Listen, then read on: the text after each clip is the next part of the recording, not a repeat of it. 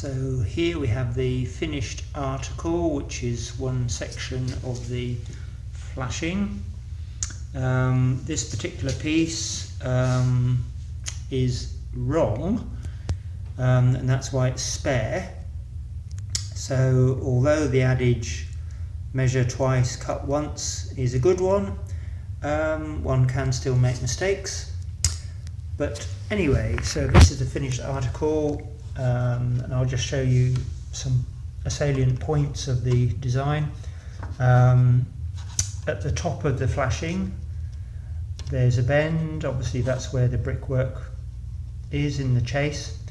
Then going backwards from the bend at the top, there's about 20mm gap of material that goes into the chase, and you can see a return bend as well, and the reason for that is that when the flashing is placed into the chase, this return will be bashed upwards and latch up to the top of the chase.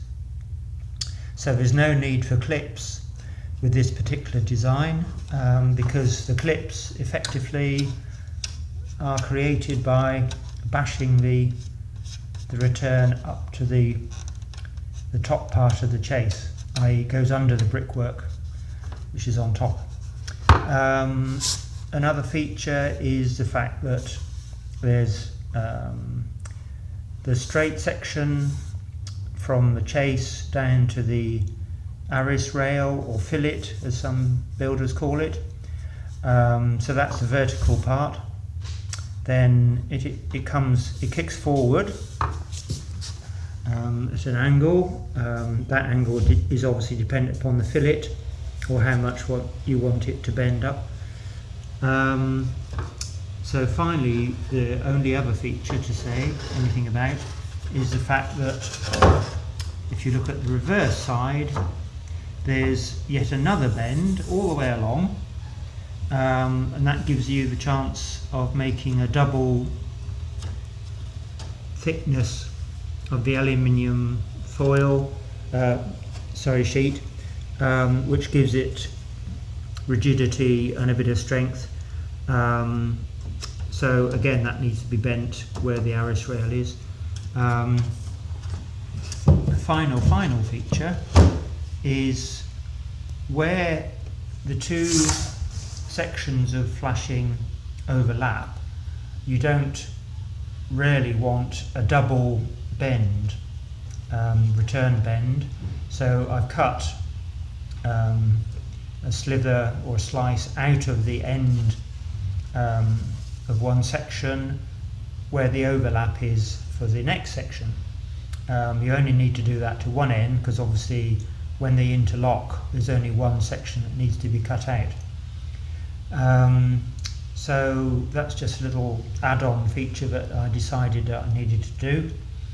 Then hopefully job's a good one. The reason this particular section went wrong was because I was used to doing a section where the left hand side was a shorter drop.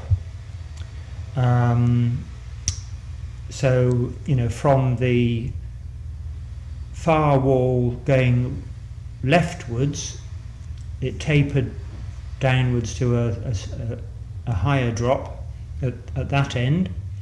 But of course, when I switched to the right hand side to do that, the orientation of the taper was different.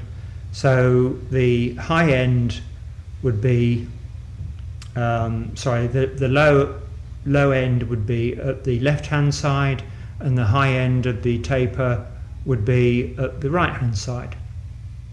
So that's why I went wrong. So I did the high at the left and the low at the right. As you can see, you know, low at the right here and high there, but it's for the wrong side of the balcony. So that's why I made a mistake. So try and avoid that if you can.